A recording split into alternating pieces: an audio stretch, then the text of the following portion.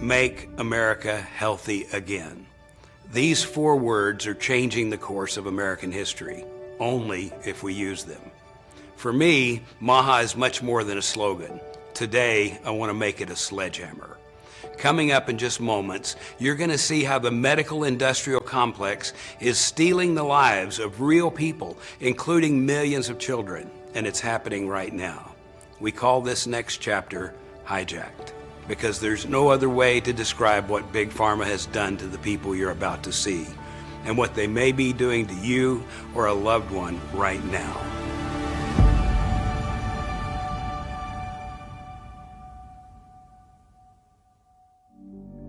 When are people finally going to wake up and state that the emperor has no clothes? We all will be sick. We all will need medical attention. Until people make a stand, nothing's going to change.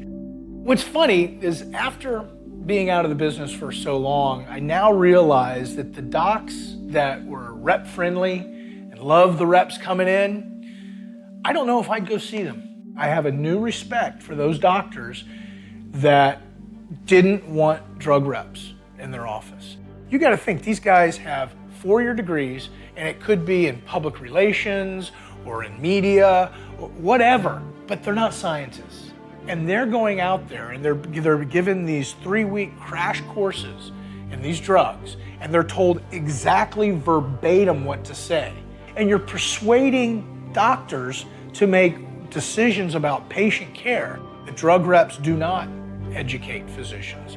They do nothing but muck up the works, because that drug company is not satisfied with a drug that sells 900 million. They want it over $1 billion. And it's always about more money. What was it that first alerted you that there was an issue going on? The company was selling drugs off-label to children, and the drug was indicated for 18 and above. And so I became a whistleblower before I even knew what a whistleblower was. And that was by asking the wrong question. And the question was, hey, is this legal? Typically, whistleblowers are thought of as snitches or rats. So there's this mentality that whistleblowers are bad people.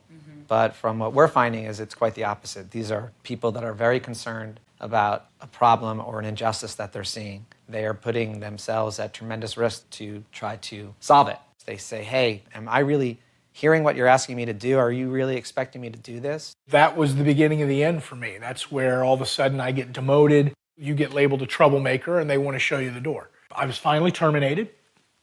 I had to move back into my parents' house at 42 years old. With my son. I couldn't get a job. I couldn't even get an interview. I was being shunned by everyone I grew up with, even by my own family. It was pretty tough, and for several years. And then we started to see some light. There was an announcement of a pending settlement. Then it took about another year. Then the case finally settled. The Justice Department and our law enforcement partners have reached an historic $3 billion resolution with the pharmaceutical manufacturer GlaxoSmithKline. GSK's sales force bribed physicians to prescribe GSK products using every imaginable form of high-priced entertainment. It was an 11-year ordeal. 11 years. 11 years. Do you think there were unnecessary deaths because these drugs were being prescribed Off-label? Off-label. Absolutely. No question in my mind at all. Study 329 was created by a pharmaceutical company that made the drug Paxil. And the purpose of this study was to show that this drug was an effective and safe drug to treat children and adolescents with depression. The problem is that they found that that was not the case. The study revealed that their emotional stability deteriorated and their suicide ideation and risk tripled. They said, well, these findings are really inconsistent with what we want this study to say. So we're going to omit the parts that are not in favor of this drug being used to treat children. And only the good parts that supported the purpose of this study were chosen to be published.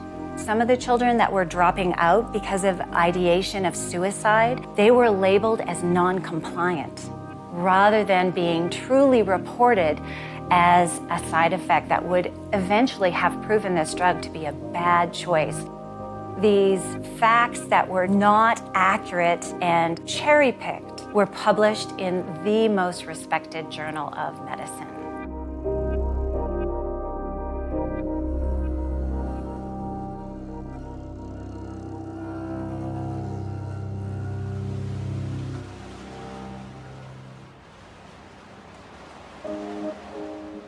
I can't tell you how many times through the years I had an oh my God moment when I realized that there was another layer to this. You were a whistleblower and took such huge risks. The enormity of what you uncovered and discovered and then reported upon was mind-boggling. I first encountered the issues that led to my crusade, if you will, when I was working as an investigator, a fraud investigator for the state of Pennsylvania, Office of Inspector General. I discovered that the Johnson & Johnson company was creating a drug protocol that would favor their drug Risperdal. To expand the number of uses, the entire marketing process of the drug, from clinical trial through academic reporting, through the FDA and approval process, it was all based on fraudulent or manipulated material. They removed me from lead investigator. Did they tell you why they removed you? That I was too focused on the big picture, that I was too focused on You were too focused on what you were doing. Yeah. I was told drug companies write checks to both sides of the aisle. Back off. They wanted to maintain the deliberate ignorance of what was going on because their jobs depended on the political people who were being supported by the industry. I remember sit back like this and say, you win. I have 3 generations to count on me. You win. I have to have my job. In the back of my mind, I'm thinking, son of a bitch, you're going down. I made my decision at that moment to become a whistleblower. We conducted 140 depositions all over the country. Our database of discovery documents rose to nearly 1 million documents, 10 million pages. The combined hours put in between the Attorney General and my attorneys exceeded 100,000 hours over a period of 6 years. We finally got them to trial in January 2012. For 10 years, it hijacked my life. Johnson & Johnson caved in and settled after 6 days of prosecution testimony. We were destroying them. We were laying out just an incredible story of deceit and corruption that permeated the entire drug development and marketing process.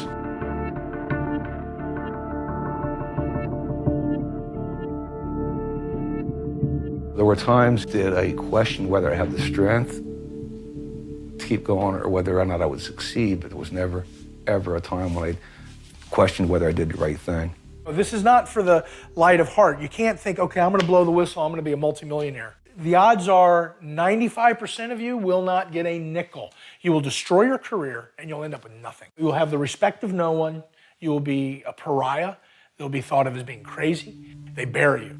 If I'd have done what they wanted me to do and shoved that all aside, I would have been just like them.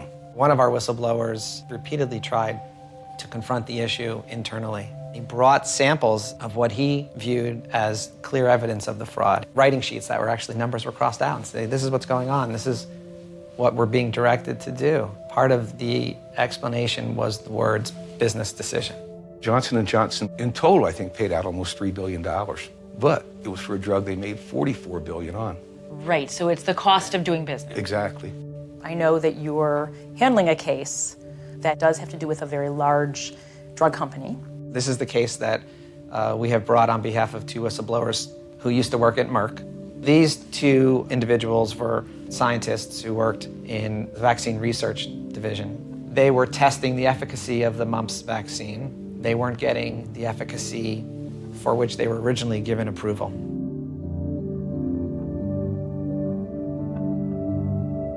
Our clients are saying they found that the vaccine was not working as well as it was originally. Our allegations aren't just about what they've eyewitnessed, but also what they were told by senior executives, that it was important for Merck to maintain that original efficacy, that very high number, so that it can continue to be licensed in the United States to sell the vaccine. Our clients were directed to falsify the data on the testing. If this is all true, like we believe it is, then there's a real issue of transparency that's at issue here.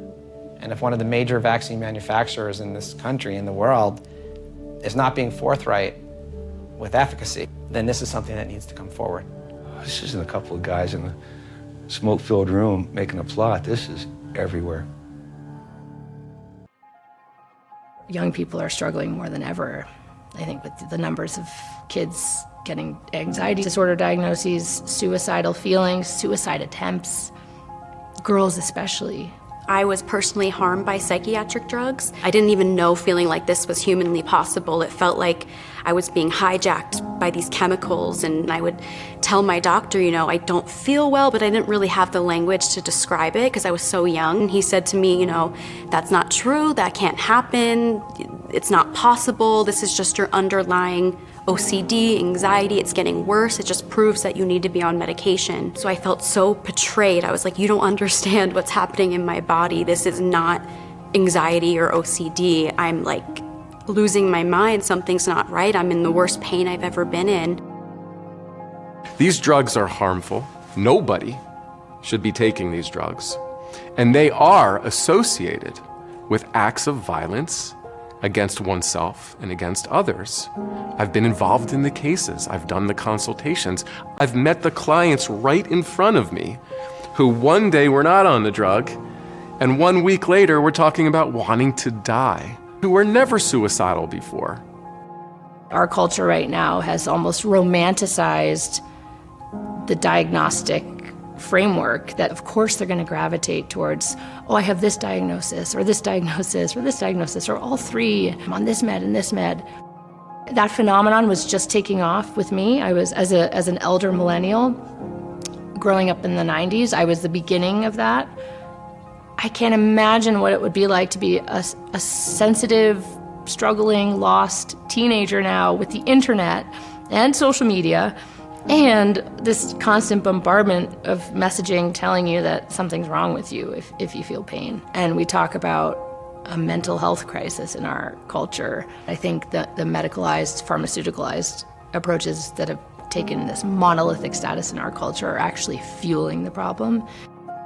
Vincent Felitti came up with the Adverse Childhood Experiences Study. And the more adverse experiences you had as a child, the more you used the emergency room, the more drugs you were on, and the earlier your death. So I talked to one of my friends, a doctor at Kaiser, and I said, so are you learning this? It says, Kaiser, this is the heart of the whole problem, the adverse childhood experiences. She goes, no.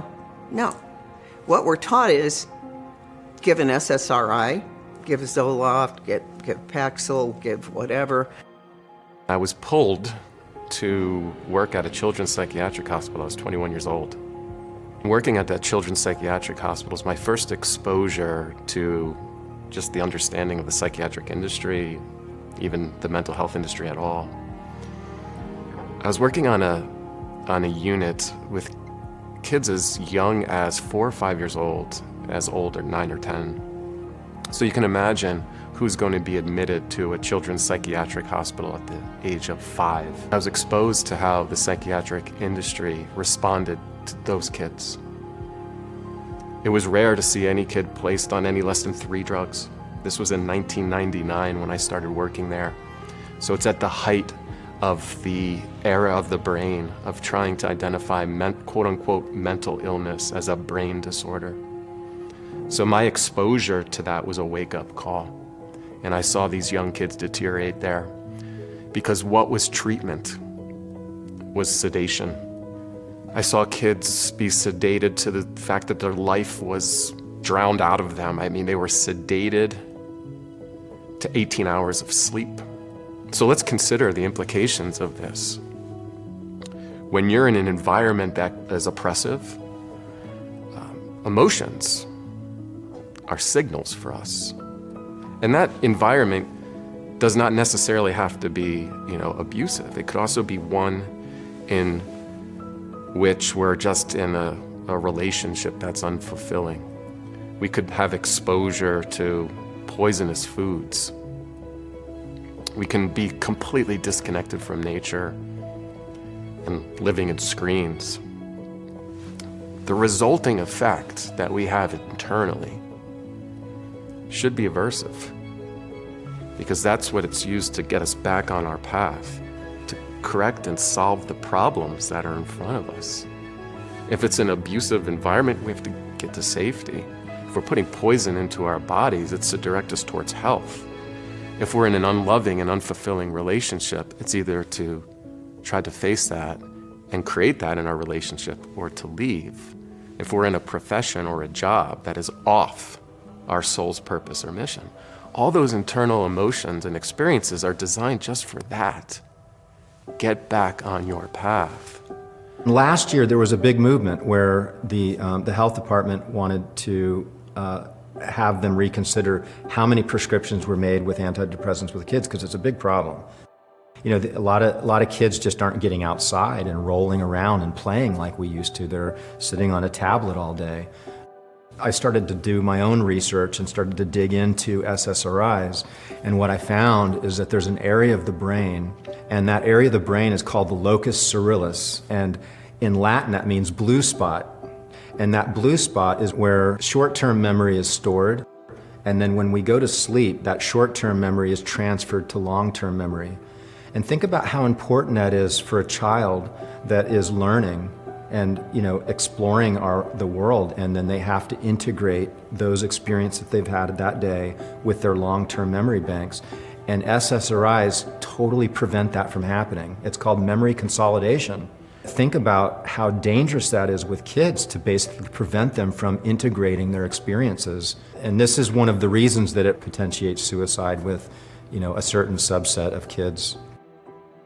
Most kids, teenagers, are spending 3.5 hours on social media a day, sometimes up to 5 hours. If we look at young girls, they're looking at celebrities who have, you know, seemingly, you know, superior bodies, because so much of it is doctored. You know, they have better lives than them, and it just can create a tremendous amount of anxiety. And so they're not hanging out with their friends or connecting with people in real life or exercising or sleeping or being bored. And it's like, if you delete 3.5 hours from a kid's life where they're doing all of those things, how could that not be a serious problem? How could that not lead to a lack of emotional development and social development? I mean, the school system is not really designed in a way to be engaging. If you have a kid who's not paying attention in class, you say, well, you know, maybe he has this thing, ADHD, and maybe he needs to be on stimulants. They're trying to blame the kid, essentially, and blame the kid's brain, rather than looking at the environment they're in. Because usually there's something that the kid is really into, and if they find that, they can sit still and they can focus on it. When I was in the 2nd grade, the teacher called out my mom to say that I basically was having trouble focusing in class. I was looking out the window, my handwriting was sloppy. So I went to go meet with the doctor, and they diagnosed me as ADHD. And from there, that just led to more and more prescriptions. I ended up on antidepressants, antipsychotics. In high school, being on a mixture of antidepressants and benzodiazepines, it was really hard for me to get out of bed in the mornings. I was constantly sleeping, constantly napping, like I just couldn't stay up. I would get in trouble for falling asleep in class. When I would tell my doctor, like, I think it's from the medicine, he would just be like, no, like he would either switch it with another medication or raise my dose, and he would just tell my parents, you know, this is just her underlying condition. She has a mental illness. She needs these drugs to fix her chemical imbalance. She's gonna need to be on them for her whole life. Every adverse effect from the drug was blamed on me somehow. And he was our family doctor. He saw everyone in our family. That was kind of the culture, like everyone, my parents, my brother, my sister, they were all on psychiatric drugs. After college, after I had been on these drugs basically my whole life, all while my brain was developing, he took me off following the medical standard guidelines that doctors are told to follow, which is fast and only over a couple weeks. But I had been on these drugs my whole life. So what followed was a catastrophic neurological injury that stole years of my life from me. My brain was on fire, it was burning. I was bedridden, I lost 20 pounds. I had complete rage and paranoia and looping intrusive thoughts, and I didn't understand what was happening. I knew something wasn't right. I had done research, so I saw online that, this is called protracted withdrawal from antidepressants, and I told him that, and he would tell my parents, this is her underlying disorder, she needs to be medicated. And I was bedridden for about 3 years, really just housebound. I couldn't drive, I couldn't hang out with friends, I couldn't do anything. I was just catatonic, shut off. I couldn't feel joy, pleasure. I used to have a very fast, witty, paced mind. I was funny, silly, outgoing. I loved life, but that was all stolen from me from these medications. There are times where I found Danny shaking on the floor. Once I thought it was a seizure, but because she was breathing, I knew it wasn't a seizure, but she was shaking uncontrollably. I've called ambulances, I've taken her there. You know, we're relying on a school teacher or a counselor to weigh in on decisions that are going to affect our kid's life. But I'm the one holding her hand and trying to get her through this and explain to people what we think is going on. And I listen to the doctors and I believe them and all these other people saying that she needs the meds. So I live with a lot of guilt too. And now basically to this day, I am stuck on the medication, the antidepressant. I'm not able to come off. I have tried, and every time I do, it puts me into catastrophic withdrawals that injure me. There's no studies looking at how we take people off these drugs, so I really don't know. Sometimes I like to say I am the long-term study they failed to do, and this is what happens, and I feel very trapped. It's a really big decision to start a psychiatric drug or to stop a psychiatric drug.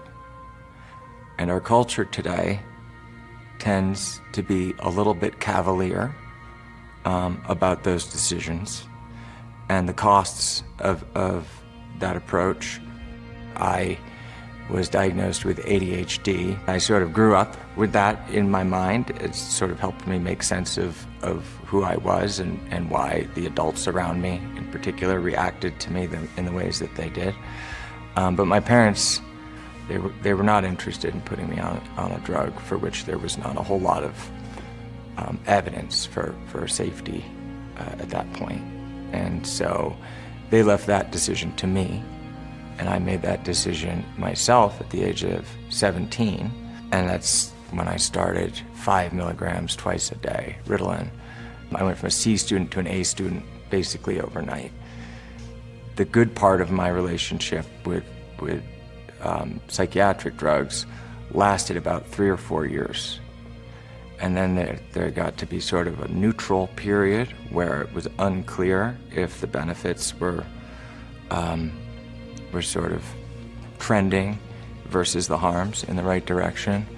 And that was around the time that I started getting additional prescriptions, benzodiazepine, as needed, that was added to my existing stimulant prescription. And from there, antidepressants, gabapentinoids, sleep drugs came into the frame at some point. And, by my mid to late 20s, I'm walking out of the psychiatrist's office with sort of a sheaf of prescriptions. And ultimately, by the time I got to age 30, I found myself, whatever benefits I had originally found, I was now seeking them more desperately than ever. When I was told that I was bipolar as a 14-year-old girl who was angry and really grieving this recognition, this void of meaning in my life, I knew that this was absurd. I knew that there was nothing wrong with me. What was wrong was this environment that I was in and all these pressures and expectations that I felt. It was one of those towns where everything looked perfect and beautiful and everyone was successful, and I was little. I didn't have a solid sense of myself. And so I tried my best to resist the meds, and I hid them, and I tried not to take them whenever I could. And I managed to not take meds for most of high school.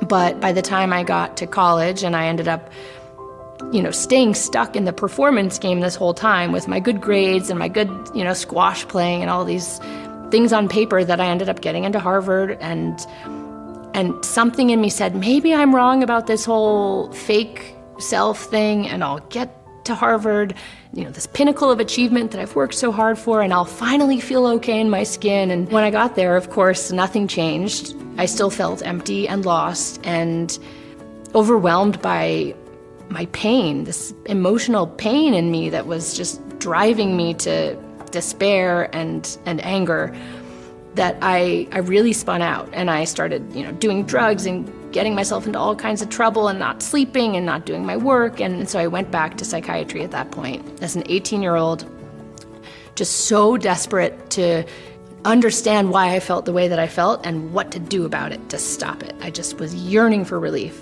I really found a great sense of hope in those early months. And of course, in this idea that I could take these pills every morning, every night, and they'd start to work their magic eventually, and I wouldn't want to die anymore. And that hope and that sense of optimism was pretty fleeting. And before long, you know, I wasn't sleeping well, and so a sleeping aid was added. And then I couldn't stay awake during the day, and so an anti-narcoleptic drug was added. And then, you know, I was a little erratic, so another mood stabilizer was added. Just this polypharmacy and a cascade of medications unfolded. And by the time I was 25, and I'd fallen into such a state of just despair and dysfunction, my doctor at the time told me, you know, unfortunately, you have treatment-resistant bipolar disorder. And there I was, having spent all these years of my life so invested in my treatment, seeing the top doctors at Harvard Medical School, and I'm going to the top private psychiatric institutions in the Northeast, and believing so deeply that these doctors were gonna help me, these pills were gonna help me. And now you're telling me my illness is resisting all this treatment? And that story to me just robbed me of any hope I had left. And suicide became the only logical conclusion I could draw for my life, because I couldn't handle going on any longer with this treatment-resistant, mentally ill life of despair and dysfunction, and being locked up on psych wards, and being in outpatient programs and partial hospital programs and group therapy and one-on-one therapy and 3 meds, 4 meds, 5 meds. What was the end game there? I couldn't just do that for the rest of my life, or I could end that life. And so I tried to kill myself at age 25. And I often say to this day, that decision that I made, I have a deep sense of respect for it, because given the story that I had been taught to believe about myself by the American mental health industry, it was a very logical conclusion to draw. The problem was I'd been taught a false story. And it took me another couple of years to wake up to that. It's a miracle that I'm here. It's a system, and I always say healthcare is a big business. We are not patients, we are customers. And we have to remember that we are customers, and the companies are beholden, not to you and I, they're beholden to their shareholders. My husband had just started his dream job with a startup company in February of 2003 and was having trouble sleeping. So he went to his doctor, his general practitioner, the doctor, I always call Woody the Humpty Dumpty, because the doctors always fixed him. He was a big athlete. And so he told him he wasn't sleeping, and they gave him a 3-week sample pack of an antidepressant and told him it would take the edge off and help him sleep. The doctor said, you got to give it 4 to 6 weeks to kick in, the drug. And I was out of town, and I hadn't heard from Woody on August 6th, Tuesday morning. Called him, didn't hear all day, and I kept getting a little bit more nervous. And finally, by the end of the day, I'm like, hey, call my dad, and I go, Dad, will you do me a favor? Woody's been having trouble sleeping. Would you go and check on him? Because maybe he hit his head. 9 o'clock at night, and my phone rings, and it's my dad, and he's like, it's bad, it's bad. And I go, what do you mean it's bad? And he's like, he's dead. I'm like, what? How do you know? Like, what do you mean he's dead? He's like, he's hanging. And literally in that 1 second, my entire life exploded, because Woody had no history of depression. So it made no sense. I'm like, what? We just booked our 10-year anniversary trip. We're talking about having kids. We were going, just booked our trip to go to Hawaii with his parents. And Woody loved life. Like, it literally made no sense. And I'll never forget, the coroner called me and said, was Woody taking any medication? The only medication he was taking was Zoloft. And she said, we're gonna take it with us. It might have something to do with his death. Of course, that meant nothing to me at that moment, right? And then that same day that Woody was found, the front page of our newspaper had an article that said the UK finds link between antidepressants and suicide. Woody left no note. And literally, it's almost like as if that was his note. Because that night, as my life fell apart, my brother-in-law went home and Googled Zoloft and suicide, which of course, I didn't even know it was an antidepressant. I knew nothing about these drugs. and learned that the FDA had hearings in 1991 on the emergence of violence and suicide with Prozac. And there were all these families that came forward talking about their experiences. And the advisory board members on that committee, they said, nope, we don't see anything. The FDA agreed. They didn't put any warning on. When we saw that 1991 hearing, that there were no warnings, that really became what I call the battle for Woody. And started going out to DC almost immediately after, probably 6-8 weeks after Woody died.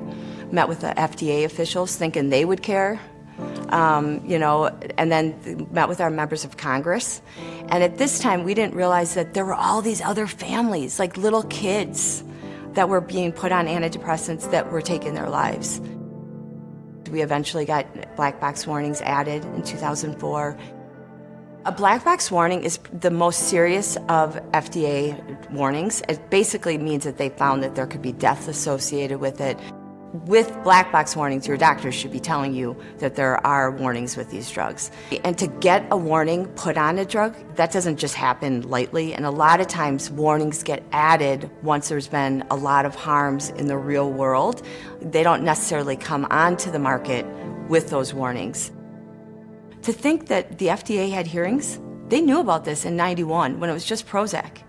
So now we fast forward and we have Paxil, we have Zoloft, and we have it approved for kids. So that was like the most astonishing thing for me, is like, you guys knew and did nothing. And meanwhile, I met so many families, like little 12-year-old that were hanging, and they got it for test anxiety. And a lot of things that people were getting these antidepressants for were things like my husband got, which was for not sleeping. It wasn't for depression. I can look at who I was before Prozac. I can look at who I was on Prozac. And they were very, very different people. You are unaware of the change to yourself.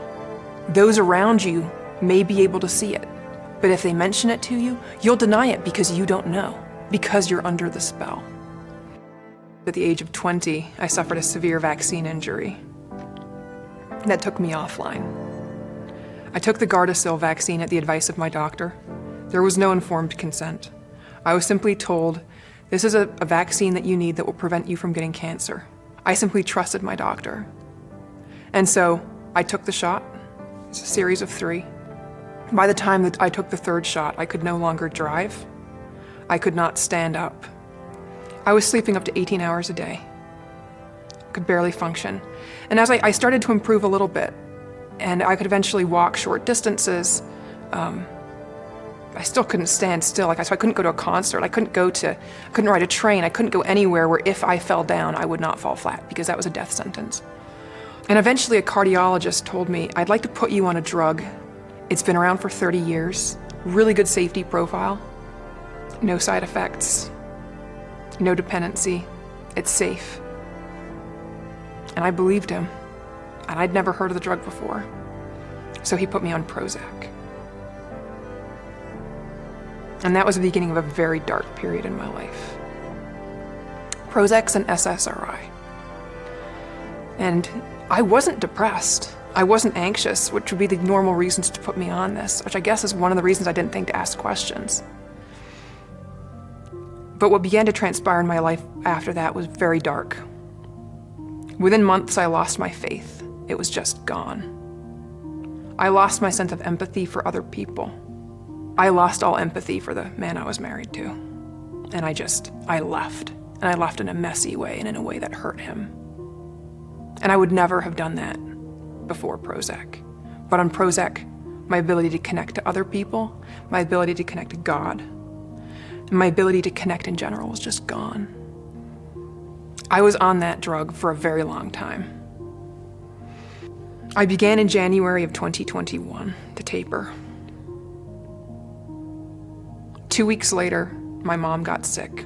6 weeks later, she was diagnosed with an aggressive stage 4 terminal cancer. It was a rough year. I watched my emotions return and begin to spiral, because I'd had 13 years of not having to deal with them, not having to live with them. Eventually, I developed something called akathisia. Akathisia is something that every person should know about before they ever go on an SSRI. It is one of the conditions most closely associated with suicide, and having been through it, I know why. The only way I can describe akathisia to somebody is imagine your hand has been chained to a red-hot stove and you can't move it. And someone can tell you in 5 minutes, we'll unchain your hand and you can take it off the stove. But that's not going to help you because that 5 minutes is an eternity. But now imagine instead of your hand, it's your brain. Your brain is chained to a red-hot stove. Clothes on your skin, you want to rip them off. Your hair touching you, you want to pull it out. Every sound around you is unbearable. Interacting with other human beings can be completely impossible. There is no peace, there is no stillness, there's nothing but agitation and panic, and it doesn't stop, and you don't know when it will stop. And your mind will tell you it's here forever. It could be a week, it could be 5 weeks, it could be 5 months, it could be forever. You don't know, and no one can tell you how long it will be. And every 30 seconds, you have to tell yourself, don't kill yourself, don't kill yourself, don't kill yourself.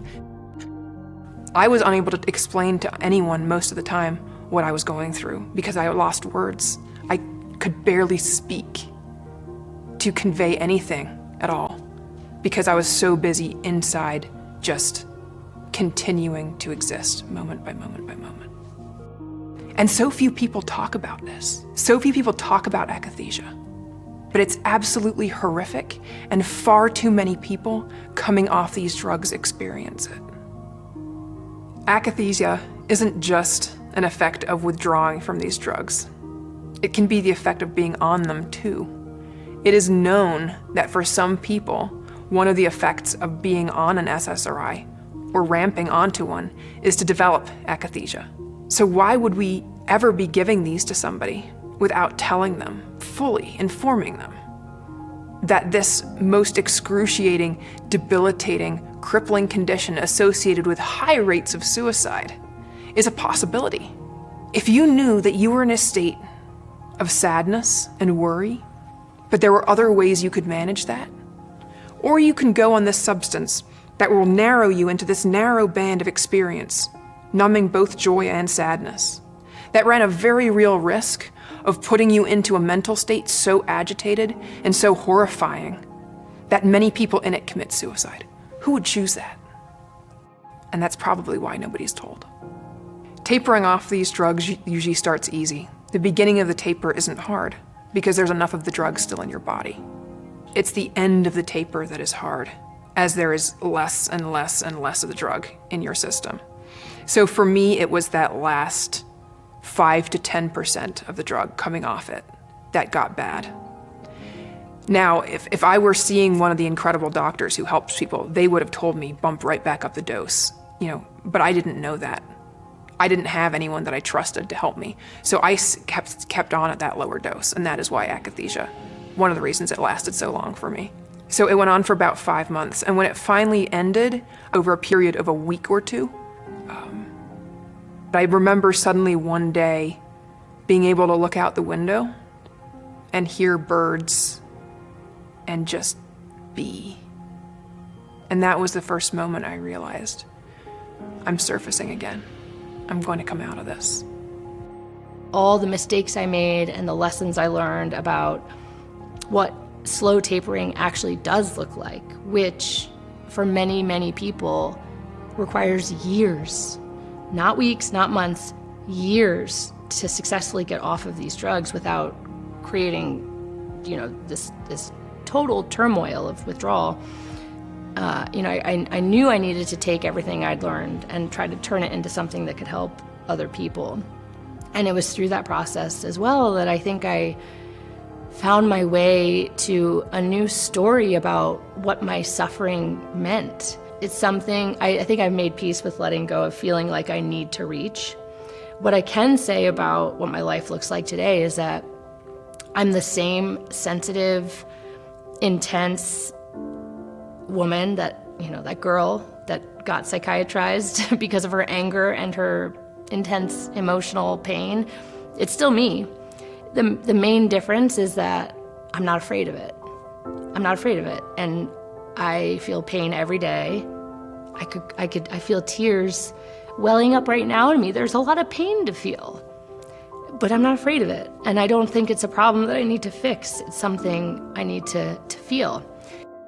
My life looks totally different than it did when I was a professional psychiatric patient, but I'm still the same me. I think a lot of people hear my story and just assume the end of it is something that's happy and everything's great now. And no, life is hard, and it's meant to be hard. And the purpose of being alive is not the absence of suffering. It's feeling connected to a sense of meaning and purpose in the pain that you're feeling. I just coexist with these dark parts of myself and focus instead on my kids and my work and my husband and my life and all the meaning that there is to be made in it. It's funny, I look back at all that has been accomplished. If you actually knew who I was before this, I wouldn't take anything like this on, right? I remember Woody, before he died, he'd be like trying to get 2 cell phone towers changed in our neighborhood. They were gonna put 2, and he wanted me to go get the neighbors to sign a petition, and then he would go to city council, and I'm like, ugh, Woody, you're never gonna win. You're up against 2 cell phone towers and the city council. And he said something to me, he goes, I would rather try like hell and lose than do nothing at all. So then fast forward, it's almost like when he died, he passed the baton on to me, and I became a whole different person. And then all these years later, that committee that in 1991, the FDA Psychopharmacologic Drugs Advisory Committee, that did not represent the public, right? There was no voice on there. I actually earned a position sitting on the FDA Psychopharmacologic Drugs Advisory Committee as the consumer representative representing the public. And so I have spent the last 9 years, 3 consecutive terms, sitting on that committee, and it's a very eye-opening opportunity to see how drugs actually come onto the market. Everything's using fast-tracking mechanisms right now, and knowing that the drug companies control the data, they control every aspect of it. The FDA, I've come to see that harms are not ever really addressed at the time of approval and at these meetings. It's always assumed when there's all these new drugs coming on the market, especially in the psychiatric area, that harms are going to be picked up in the real world, right? And so you start looking at how clinical trials and how they're designed. And so I get to ask these questions of the drug companies, and I get to ask questions of the FDA, and I get to vote no, and or vote yes, or if I'm for it. But obviously, the whole point of using the FDA, it's a hurdle to get a product on the market. And then once the product's on the market, they can go and promote it any way they want, the drug companies, right? And being somebody who's spent their entire career in advertising and marketing, I'm like, oh, no, this is just a game to get the drug on the market. But the real world is where the harms and what's going to happen, and this is where we have to be concerned with. So I would always ask questions about marketing and make sure, how are you going to make sure that this drug is going to be promoted right? How are we going to watch the harms? And you could see people on the advisory committee looking at me because they're, they're academic researchers or they're epidemiologists, and they're talking about they're talking about the p-values and things like that. And I'm like, it's about the marketing out there. It's why I do the work I do today, because we think, the public thinks, our doctors think the FDA is doing their job. And we need to have a voice and realize that the system is not really out there protecting us. If the MAHA movement was to open its arms to say, we see you all, we see all of you people from all over the world who have for decades been tirelessly, trying to support one another to get off these medications, to advocate for psychiatric drug policy reform, to support one another in mutual aid communities with a warm invitation, it could dramatically expand the MAHA community very fast. And we are so eager to partner with MAHA in helping to make this happen. Children as young as 4 years old on 3 psychiatric drugs. Can you imagine this? Earlier today, my friend Patrick Gentempo remarked that we do not have a healthcare system in the process of failing, but rather a medical industry in the process of succeeding. This is what success looks like, and the price of that success is our bodies and minds. Over the next 8 days, we're going to give you access to the entire film, Maha Uncensored, all 16 chapters, completely free of charge.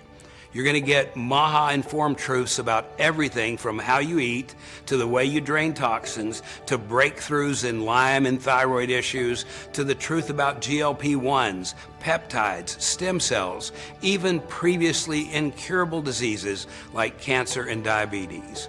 We've got incredible appearances coming up as well. Dr. Peter McCullough, Dave Asprey, J.J. Virgin, Callie Means, and many more, including, of course, Bobby himself. I want to ask you to be a part of this too.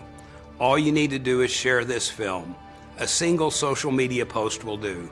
Just send them to mahamovie.com. If you're not on social media, that's perfectly fine. Tell a fellow mom or dad, tell your children, share it with your church, text a friend. If you can tell just 3 people, that will make all the difference in getting our movie and our mission into the right hands. Bobby has given us this incredible tool in Maha. Let's not waste it. Tomorrow we're going to expose a shadowy player at the heart of our medical system that almost no one has heard of. It's not an insurance company or a drug company or a medical association, but it is the secret reason why our healthcare is so expensive, why our country is awash in opiates and SSRIs, and much more.